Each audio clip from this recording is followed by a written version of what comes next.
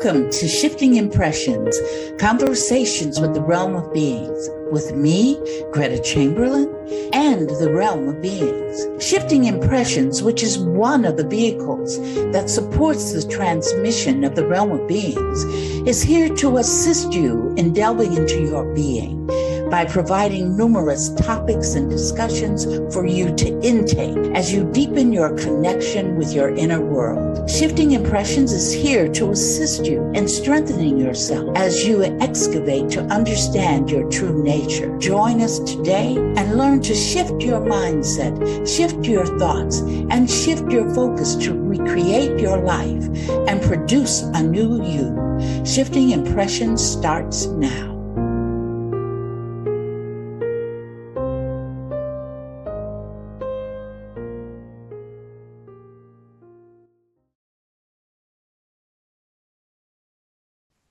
Good morning, listeners, and welcome to Shifting Impressions, Conversations with the Realm of Beings. I'm Carol, and I'm here with my co-hosts, Gretta, Kathleen, and of course, the Realm of Beings. We're happy to be here on Transformation Network every Friday morning at 11 a.m. Eastern Time and 8 a.m. Pacific Time. Quick little intro here, the Realm, Gretta, Kathy, myself, otherwise known as Shifting Impressions, as a team would like to extend an invitation to visit us in New York City. It's the 35th anniversary of the New Life Expo. It will be from October 19th to the 20th at the New York Bar Historical Building. That's on 44th Street between 5th and 6th Avenues. You can get your tickets online now at newlifeexpo.com. So that was a and they're free reading from Gretta. They're free reading from Gretta. Free readings from Gretta. Oh, yes, that's right. That's very important. Free readings from Gretta and from the Realm, because they travel through Gretta. They communicate through Gretta. We at Shifting Impressions are very happy to be here on Transformation Network. And listeners, if you're new to this podcast, thank you for joining us and being part of this experience. These conversations will help you to look at your life and your creation of reality, to see what you're creating, how it shows up, and how to help you gain perspective so you can learn how to shift what you're creating in order to create what you want. So welcome everyone, to new listeners and viewers to this podcast. Each week, Gretta shares with us a quote given to her from the Realm of Beings, which first we discuss, and later on in the show, the Realm will join us to expand and give us more information about the quote. This week, the quote they provided is, and for our usual listeners, you know we're usually talking about unconditional love of self and focusing on self. Well, we're going to broaden the horizon here. We're going to talk about unconditional love for everyone in the world and the universe. The quote is, "The majority of the universe is functioning in unconditional love. It is important for Earth and its inhabitants to embrace this collective thought." So it's not enough for just us to love ourselves. We need to love as a planet, and then that will help us to catch up with the rest of the universe. And I think Gretta is going to tune us into what we call the 9%. Gretta? Oh, yeah. I want to just say that I know that many of you have not seen our podcast on equality in the universe. If you haven't, you might want to take a look at it. This happened, what I'm getting ready to discuss with you happened about 12, 13 years ago, something like that. And I was told by the gods that operate this universe, and I know most of you, because of your religious background, follow that there's only one God that created this universe, when in actuality there are three. Hertak brought that to us through his communication with Enoch, and you can get his book, The Keys of Enoch, if you're interested in reading further about existence and how things are created And we're not bringing in, Kathy's getting ready to show the book to you, The Keys of Enoch, Yahweh, up at the top. Yeah. So you can't It's see a it, big but we book. can see it from the front. Yeah. So it's really an interesting book for those of you who want to further your understanding and further your knowledge of the cosmos. So part of that unconditional love, about 12, 13 years ago, there was a mandate from the three gods that created this universe that they wanted unconditional love to be mandated throughout, that they wanted every species, regardless of its origination, regardless of what type of species it was, it wanted to bring the idea of unconditional love into play within this universe. Over that 12-year period, there were some battles in space, and I know some of you going, what is Greta talking about? Because you were not privy to that, what was going on there, but there were battles in space. I'm not going to go into a lot of definitions of all of that, but that did occur because when I went to the Universal Federation, I had to go there. That was the first time I went, in fact. I explained to them what the mandate was, that it was that all parts of the universe were, it was suggested to embrace unconditional love and in all of its aspects, because there are a lot of aspects to unconditional love. And you've heard us talk about those 5 aspects. Yeah, Kathy held up her fingers for that. So with that in mind, when I went, I gave the mandate and I told them I would be back because they had to vote. And so there was a vote. I told them because all species, time is just a factor here in this reality that we're in a humanoid expression. One of them is time, and that does not exist throughout the universe. It's a humanoid construction. So I had to tell them I would be back to get their answer in approximately 2 days humanoid time. When I did that and I came back, only 50% of the universe was accepting of that mandate. The other 50% were not, and that's when the battles ensued, fighting for that. I don't really abide by fighting, but the thing is that there was an expression of unconditional love given to those that did not. Make a long story short, we're down to 9%. What is the 9%? 9% is within this universe. I'm going to be giving a talk on starseed generation, starseed light generation with Sheila Seppi on August the 31st. I'll be speaking for 45 minutes, and I'm going to really go into detail about what is the 9%. So those of you who are interested in that, please tune in. We'll have some more information to give you how to get on and all that stuff, but it's on August the 31st. I do not know what time I will be speaking, but I will be speaking on the 9%. If I could interject, we'll make sure we update that on Instagram, Shifting Impressions, Facebook, Shifting Impressions, and the website, therealmofbeings.com. So look for that. Right. We'll be advertising it. So Earth is part of that 9%. Now, what does that mean? The 9% are a group of species that they entertain keeping low vibration here and influence. They can't create it, but they can influence others to support low vibration inside Earth. And you can see that in this reality, we have a great deal of it going on. We have wars going around, happening all over the globe. We have economic crisis that's going on. All these things are really supported by the 9%, which you and others do not see. So you don't realize that they are influencing this, and you may not believe it, and that's okay if you don't. But it is still nonetheless the case. And it So, is affecting us anyway, right? What did you say, Carol? I said it's still affecting us whether we're aware of it or not. Absolutely. Absolutely. Absolutely. It's like people who don't believe that we create our own reality, even though they don't believe it, but they're still doing creating it. Yeah. It's still happening. It's still going on. It's just that when you understand that you create your own reality, it gives you more opportunity to be better in control of what you're creating. So that's the one thing that does.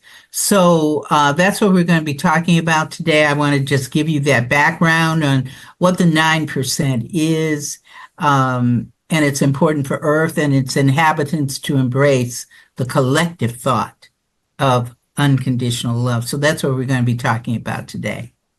Okay, Gretta, Carol, Kathy. We know here on Earth, we obviously can recognize the low vibrational people and their influence because it comes out as war, it comes out as poverty, it comes out as all kinds of, low vibrational things.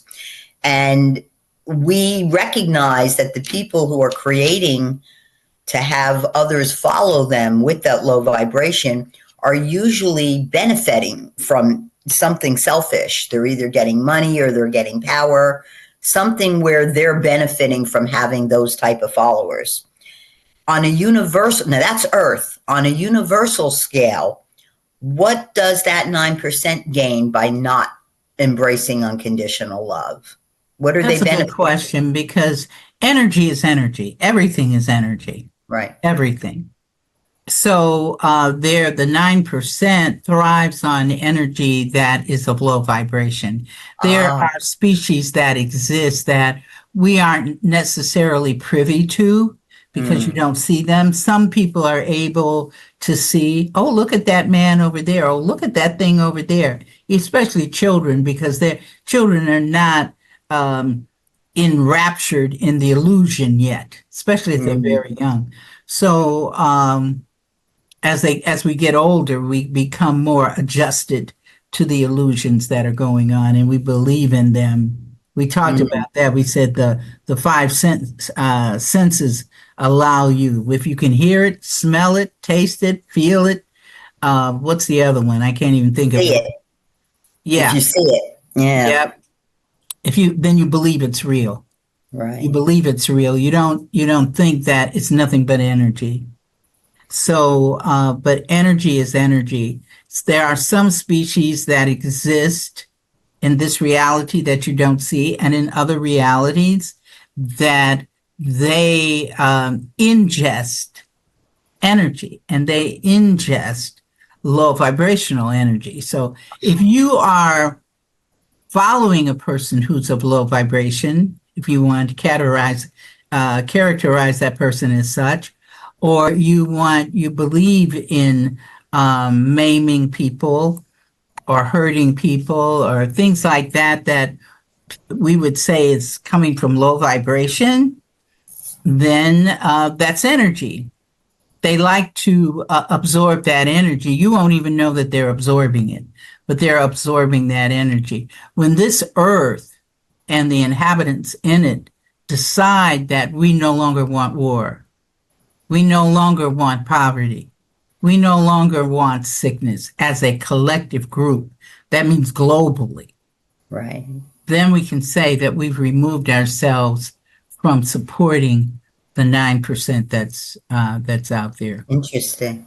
Gretta, before I ever heard the words that you've taught me, I remember always being able to sense energy and like walking into a room of people and turning to friends and going, we need to leave here. There's too many energy vampires, was what I used to call them, because I could feel they were trying to suck my energy, is what it felt like to me. I called them energy vampires. I didn't understand low versus high. I just knew I didn't want to be in that room with those people.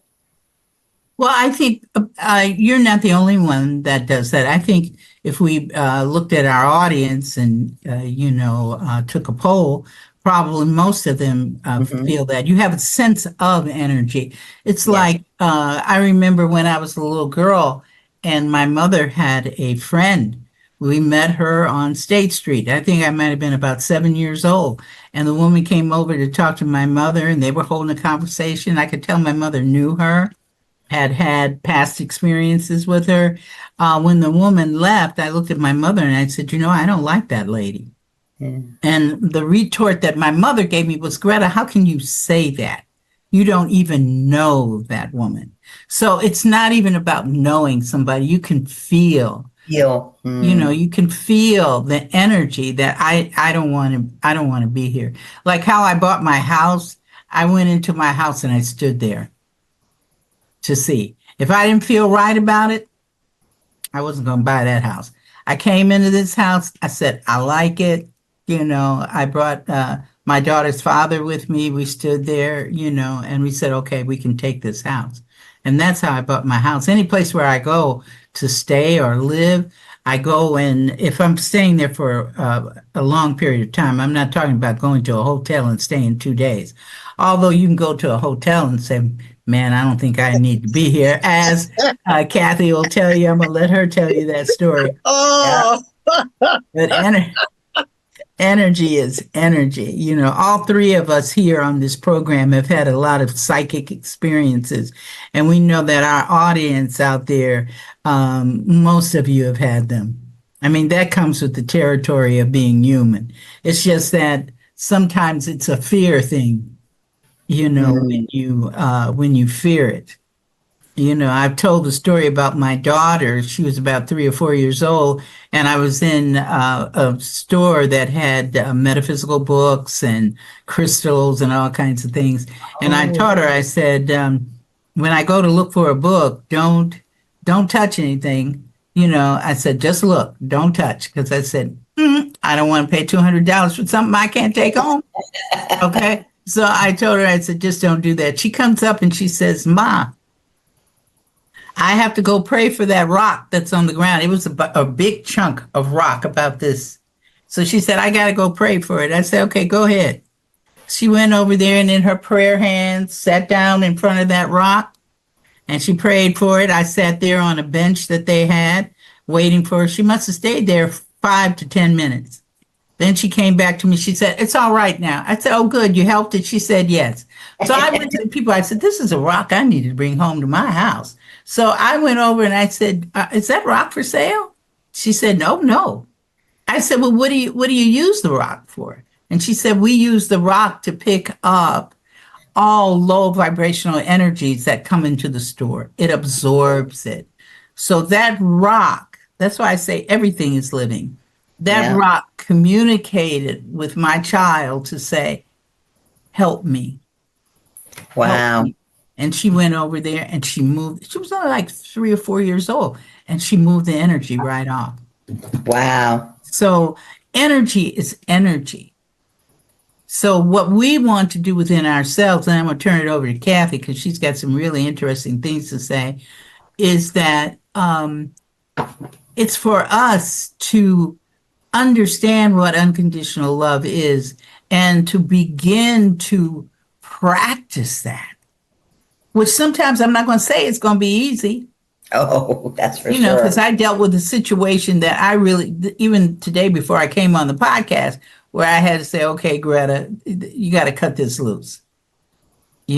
So because it's not supporting me loving myself, and I'm going to be in a tit-to-tat defensive with you, and I'm not going to do that. It's a waste of my time and energy to try to get you to understand something. So it's unconditional love. It's important for us to embrace that. That is what the heads of the universe here are requesting, and 75%. I'm not good in math, so maybe, no, let me not say I'm not good in math, but to subtract right now, maybe it's 82%.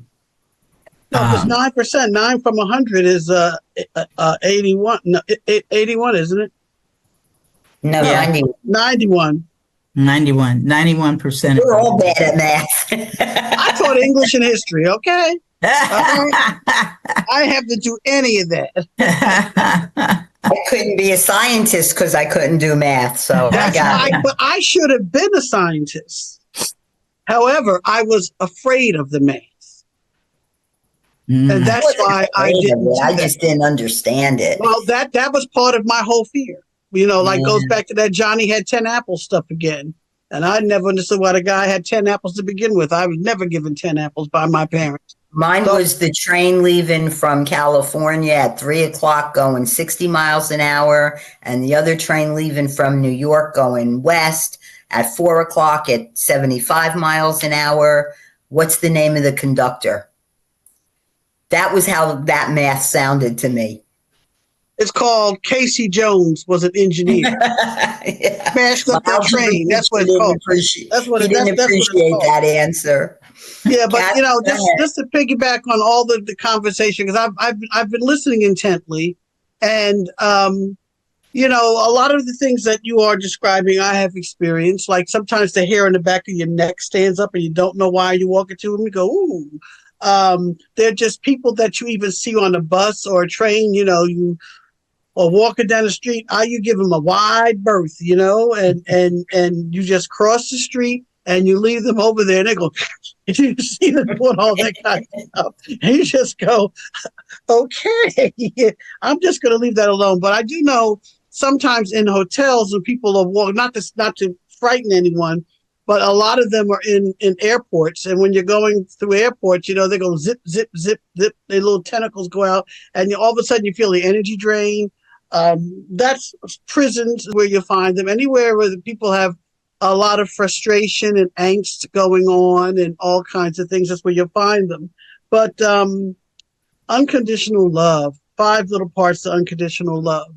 And basically what I'm learning about loving unconditionally and understanding that I create my own reality is they're becoming more and more like keys to self-liberation for me. And we are out there looking at, let's do ET and scratch on the record, ET phone home. And I mean, you're trying to attract all of these individuals to yourself and to the planet. We want to make contact. We want to make contact. And they're already making contact. But, like to piggyback on what you were talking about, I was going to ask the realm, I truly believe that some of the people that are on this level of resonating down here, they attract those other entities that we can't see. And I just see them working in concert together. That's how I see it. And when it builds up, I can feel it. Like I feel shifts, like a big clap burst. And there's just several that were very significant that I said, oh, holy cow, this is not going to go well. And one was with the birth certificate with Obama making fun of who. I felt the shift. I felt other shifts when people have said something, and I've experienced where I think I've done that also. You just feel it's like it's like this whole surge of energy inside of you that you just don't know where it came from or what's going on, but it's like a whole shift. It's like a ripple for me. That's how it's like a big wave. It'll go, whoa, like you bounce and just go back for me. But it's like just somebody just talking about Hannibal Lecter. I mean, you're talking about someone that eats people, and everybody's like, oh, okay, Hannibal Lecter. And it's like, okay. And, and it's normalizing, to me, it's stifling our growth, our collective growth as the inhabitants of this planet, of this earth, of this world. We always say we're practicing unconditional love. If we're practicing, then we're always going to be practicing. Why can't we say we are creating to experience on a continuous basis unconditional love? Because now it's like it's constantly circulating. Because when we say practicing, it's like we shall overcome. Well, if you always saying you shall, you ain't gonna never do it. We've been singing that song for I don't know how long. Has it worked? No, not to me. Not if we're still trying to overcome the same things. So to me, sometimes it even seems like we just need to like practicing the piano. Okay, so we're practicing. You can practice a piano, but how do you practice unconditional love, I guess is my question. And should we be just saying, I am creating to experience unconditional love? I would say I would piggyback on that and say not only am I creating unconditional love for myself, because you have to create it for you first. Mm-hmm. It has to be inside you, that you love you unconditionally first. But sometimes we will beat up on ourselves to say, well, I don't like myself today. Look what I did. I made all these mistakes in my life. I'm not happy with the life that I've created. So we beat up on ourselves.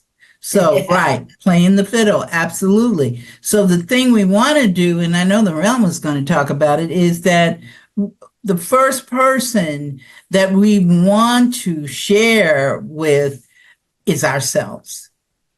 I sent a text message to a gentleman today that I was facilitating for, and I told him, I said, the big thing is to continue to love you. Fall in love. And I know people have heard me say it, but I don't think it can be said enough. Fall in love with you first. Have that energy inside you so that you can create that energy moving out from you. But it's got to start in you. Right. So in that thing, it says, in that quote, it says collective thought. Yeah, it does. So it's a collective thought for us to be able to generate and to love one another. You see, what good is it to criticize somebody? What good is it? Doesn't do anything. It's low vibration, and you're criticizing the force, because each one of us is the force. Some people haven't embraced that thought with us on this podcast, and others are still trying to say, I don't believe in that. But nonetheless, we are the force. Everybody is the force. But what happens is we choose personalities that we show each other so that we can assist each other in learning the lessons that we have to learn, that we were given to learn, that we chose to learn, you see. So that supports us. So part of that changing is unconditional love of self. It's got to begin at home. Once it begins in your inner being, then you can move it out to other people. And just to jump on things that Kathy mentioned, I think wording is so important. The word practice, we have expressions, practice makes perfect. We have expressions, history repeats itself. So you have to be careful of what you're limiting yourself to, which I think is what Kathy was trying to say. Don't limit yourself to just this moment, I love myself. Get expansive with it. Widen the berth and let that love shine everywhere. And we know we can't change anyone else. The only person we can change is ourselves. So start with yourself. And that's a hard enough job as it is. I can tell you. It's like the workshop that Gretta teaches, and she's going to teach it in New York, California, and Florida and New Jersey. Focus for change. Right. You've got to focus for change. And focusing for change is actually looking at how to write an affirmation, looking at how to write a QDR, how to select the correct words. And what's happening to what I'm experiencing or what I am creating is expanding my understanding of creating. And so now it's like I see myself, actually, I'm creating to use that more and more, even when I speak an affirmation. I don't even make an affirmation without Greta's approval, because I always put words in that shouldn't be there. So I'll write something down and then I'll say, wait till Greta approves it. And then, well, that's your inner being and your guides telling you to wait. Exactly. So why don't you just check with them and say, aha. Because I trust Greta. All right, ladies, we're going to take a short break. Listeners, please stick with us. We're at that point in the program where the realm is going to come in and weigh in on this. So please, I'm not sure we can, we can say that as soon as we come back. Listeners, we're taking a short break. We'll be right back.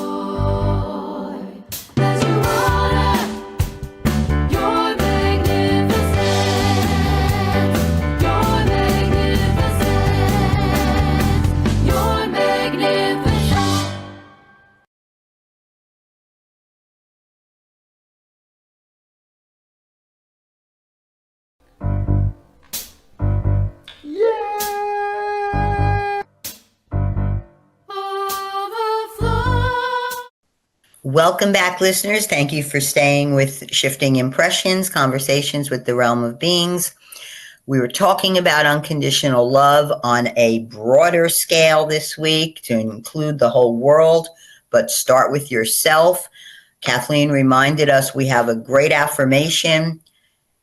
We love ourselves unconditionally. Say it with me, Kathy. Oh, we forgive unconditionally. We love ourselves unconditionally. We feel ourselves loving ourselves unconditionally. We forgive ourselves unconditionally. We thank you. We thank you. Thank you. And you attend the workshop, the free workshops that Gretta gives at these conferences, and you will get the meaning behind the affirmation, because there are 5 parts to it. You are a divine being. Number 1, recognize that. Recognize that you create your own personal reality.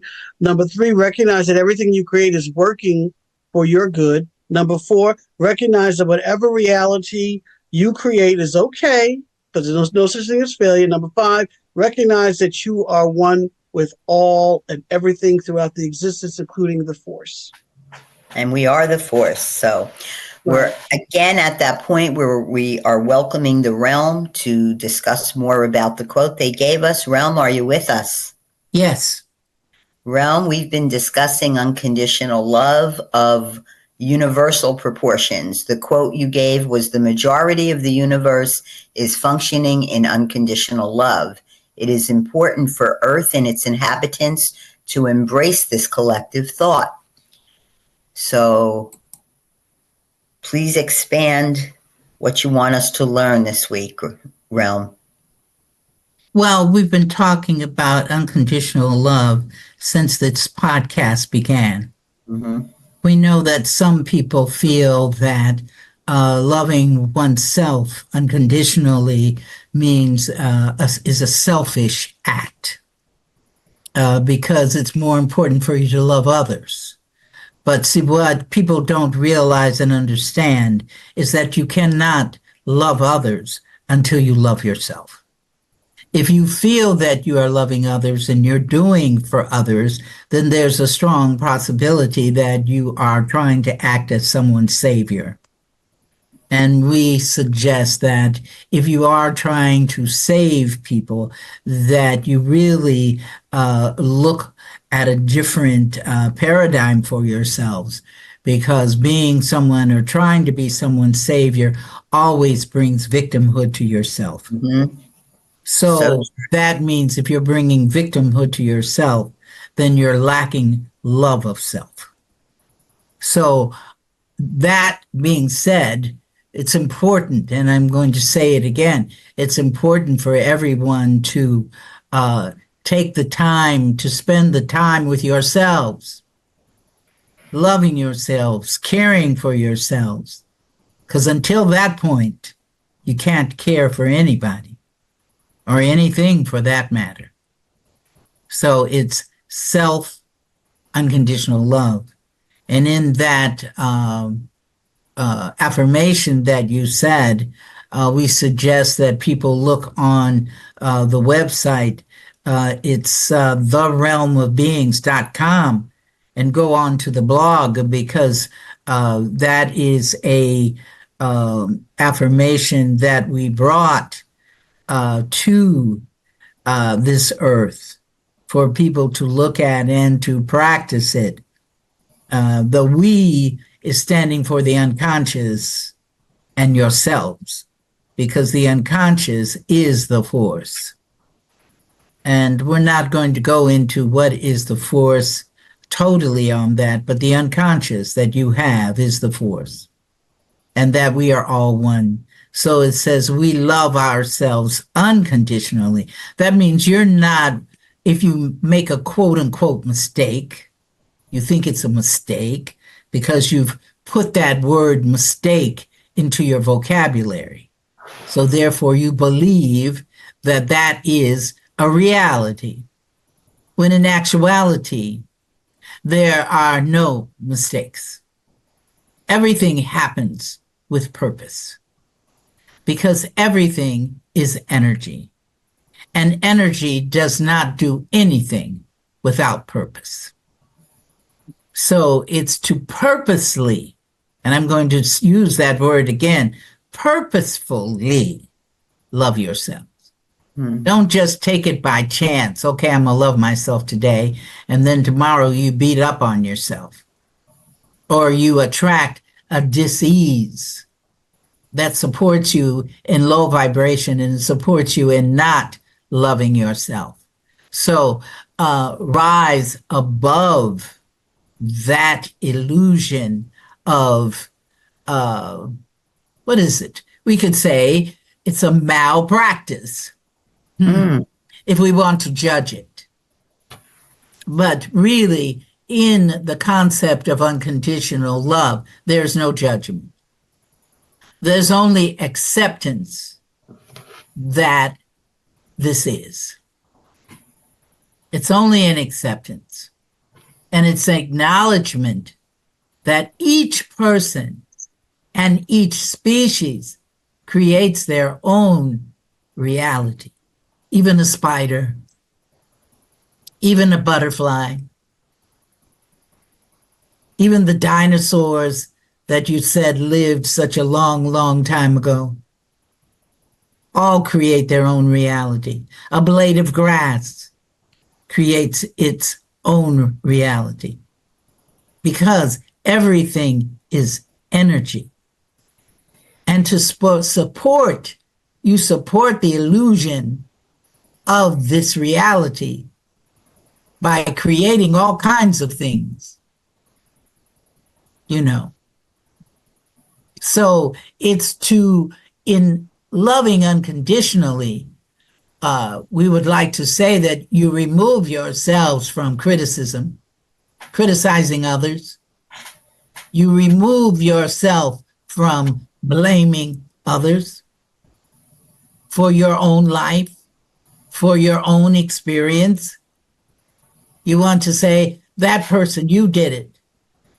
I'll take the blame for it. What do you want to take blame for?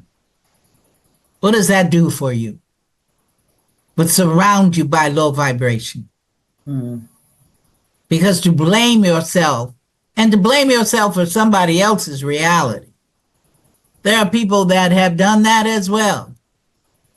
You know, somebody, your foot is in the aisle and somebody trips over your foot. So you say, oh, I'm so sorry I put my foot there. But you know, you could have put your foot there and the person could have walked around it.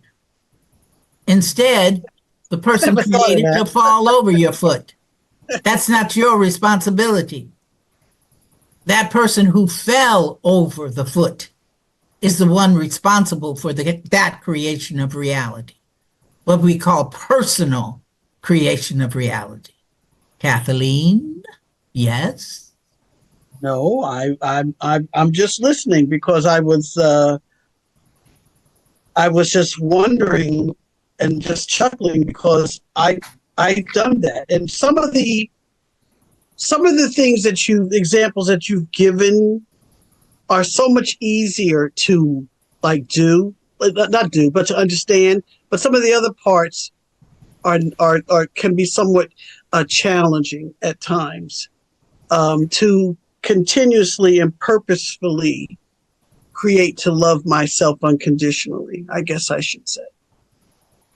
It's practice. When you were a baby and you started to grow, one of the things you started to practice was to stand up. And then everybody cheered and said, oh, it's wonderful. Look, Johnny is standing up. Everybody was so happy. And then later on, you even put in the baby books, my baby's first steps, July 31st, 1997. I want to remember when my child took his first steps.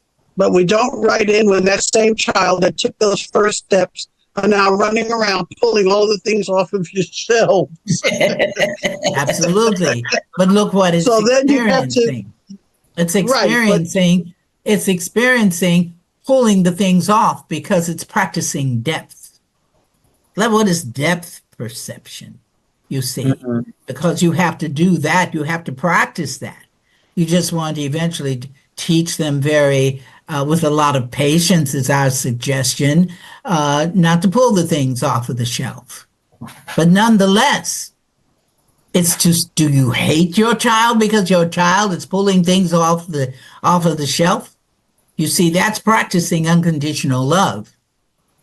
I'm not going to beat you up because you're 2 years old and you're practicing depth perception and you're pulling the things off of the shelf to see what is it like when it falls over?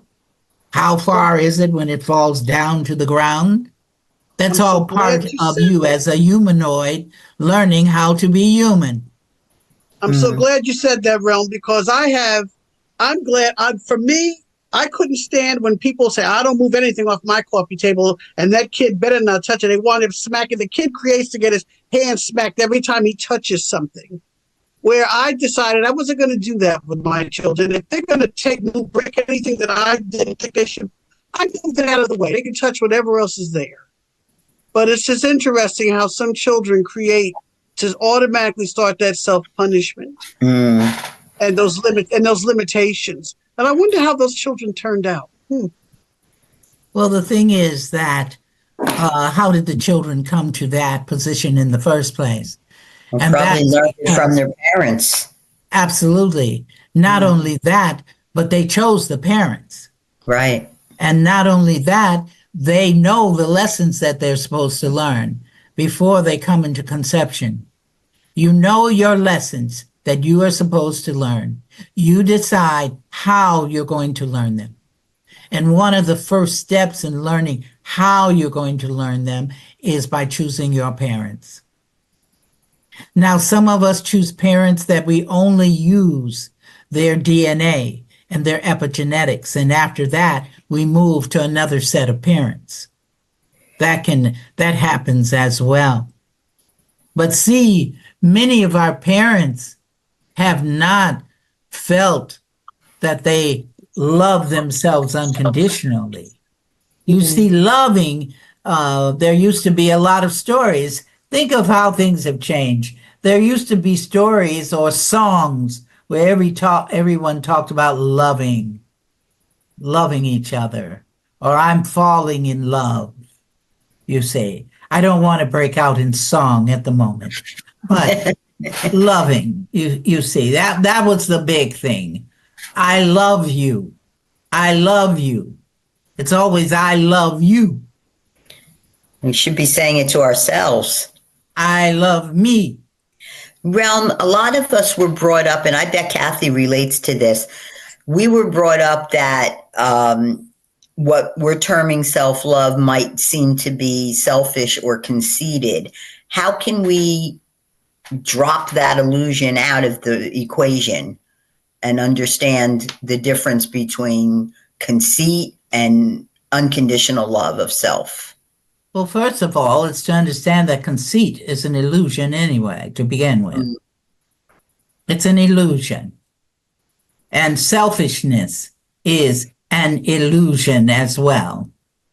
You see, emotions of hate, anger, love, all of that are illusions that we use to support us in the realities that we create. So unconditional love is a beginning point of moving humanity out of feeling that I don't like this group of people because they're not like me, or they don't believe what I believe politically. So it's a movement. It moves you out of that. As we said before, you can't stay in selfishness. You can't stay in conceit when you understand unconditional love, and you can begin to embrace it.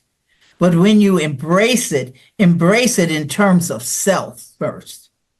We cannot say that often enough. Embrace it within yourself. Right. I love myself. Right. And Carol, to piggyback on kind of like what you said, to me, I believe that I learned early on, and everybody else has too, but maybe not to the same depth that is now, is like you can always sort of seem to tell, now I can, when someone just doesn't love themselves by the way they treat other people. Oh, for sure. And this is part of what this whole quote and the universe and the world that the realm it has given us about unconditional love, because it's so obvious. It's just so obvious. It's almost like they have it stamped on their forehead. I don't love myself. I don't love myself. So therefore, I'm going to pick on this person. I'm going to pick on that group. I'm going to do this. So those are the kinds of people from epigenetically that I chose as an African American to see displayed upon people that look like me. But Kathy, it's not just African Americans, but there are this display to various people throughout the world, you see. And we can extend that also to people not loving or caring about people who are Islamic or who are practicing religions, Buddhism. Politics, different. Yes. classes. Politics. I'm a Democrat, you're a Republican. I'm an independent. You Exactly. see, it's to, so we move past that. These are opportunities. Don't take them as something that is horrible. These are opportunities for each person's growth. Whatever group of people decided that they wanted to experience mayhem collectively, it is their collective opportunity to grow as a group. But see, within that group, see, Kathy, you connected yourself to a group. Right. Okay. But inside that group, you create your own reality within inside that group. Correct. You see, and you choose to identify with a group that you feel is very similar to yourself. And we do that with several groups, like women. Women can come from all kinds of countries, cultural frameworks, and realities, but how will they, and come from different experiences of being female in this reality called Earth. But the thing is that there's a collective oneness in that because we are female. But inside that female collective, there is always personal reality present. Always. You see, you could be within a group that's decided that they want to kill another group. But that doesn't mean that's the collective group you've accepted to be part of. But that doesn't mean that you will follow and go kill other people because the collective group says that. There is, please, I went to the audience, even though there is a collective group consciousness, or however you want to define it, because inside this reality, there's so many ways to say I belong to a group. I belong to a fraternity. I belong to a sorority. I belong to a nation, you see. So that is taking place. You can belong, you can belong, you can belong. And we belong in several groups, not just one. I was going to say, I'm in a group called humanity. Well, that's a collective. That is yet a collective unto itself. Because you must look inside the universe. And that is difficult for many because it's difficult to see a collective consciousness moving out of a collective consciousness right here on this earth. Wow. Let alone think that you can move out of a collective consciousness on another planet somewhere. Another galaxy. Species, you see. But what our quote did today is that we're supporting the audience, your podcast audience, and understanding that there is collectivism. It shows itself in many ways. But the thing is, just accept it as an isness. It is an isness. Gretta was talking about the 9%. That is an inness, an isness. That is a collective consciousness, 9%. And there are people on this planet that embrace the 9% and don't even realize that they're embracing it. That was my question. You'll see, because that's done at a deeper level. I hate this group of people. That is support of the 9%. Because that is low vibration. I hate you. I don't love you anymore. You see. And the only person that you're really talking about when you say, I hate somebody, you see, this is the interesting part. You have to see oneness. When you understand oneness and you tell somebody, I hate you, then you're also talking about yourself, because you are one with the person you said that you hate. You see. It's acceptance. We have to just stop and question ourselves when we're thinking those low vibration thoughts and remind ourselves. There are people that consider themselves to be of high vibrational thought. That is one reason why we suggested to the three of you to displace that concept of dimensions. Because, right. And we liked what Kathy called it. Kathy called it a caste system. Mm-hmm. Dimensions, because there are people in this experience that believe that they're at the fifth dimension, so they're much higher than people that are at the third dimension, you see. So that is a separation unto itself, a cosmic caste system. And if I can see it, that means I'm right there with you. Absolutely. Absolutely. So you're in the 12th dimension. 15th dimension, or I'm on the 12th dimension. What is that? That is nothing but support of you thinking that you are at a quote unquote higher level of development than the next person who's at a third dimension, when that means that you don't recognize that you are the force. The force is the force. It doesn't mean that you are a fifth dimensional person. The person who is the third dimensional person is the force as well, and you are equal. Not one higher than the other. I'm going through the ascension process. I am ascending. You can't ascend until you recognize that you are the force. Well, I have a question, Realm, and I think I know the answer, but just to clarify things, how do you change a collective consciousness in such a way? You cannot. You said, okay. How do you change a collective consciousness? I mean, how can we change? When I say you, I mean, how does it,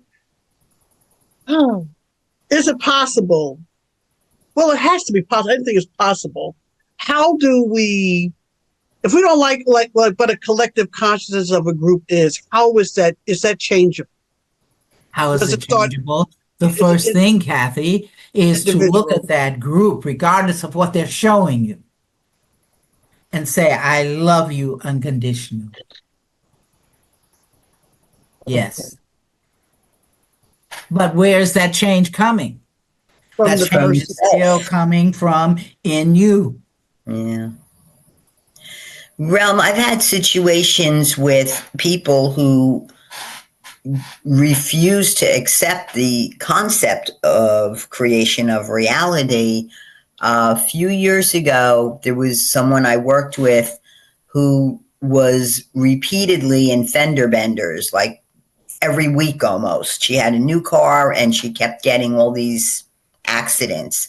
And I was trying to be supportive as I went into savior mode. And I said to her, we need to sit down and discuss why you keep creating to get in accidents. And man, did she go off on me. She's like, that was not my fault. That was such and such fault. I mean, she just went off on me. You would have thought Absolutely. I threatened her life. Because you said it. You went into savior mode. Yeah. When you go into savior mode, the only thing that's going to follow you will be victimhood. And she did. She verbally attacked me like, woo, I felt bad after that. Absolutely. So the only thing you can do with that is to love her unconditionally. See, right. Part of unconditional love, and I think Kathy tapped into that, is that there's an acceptance of the reality that people create. Because you don't know what lessons they have to learn. Right, right. So there's no need. That's why we say, look at each one of these lessons as an isness. It just is. You don't give any angst to it. You don't give any happiness to it. It just is. And on that note, Carol, you better bring Gretta back.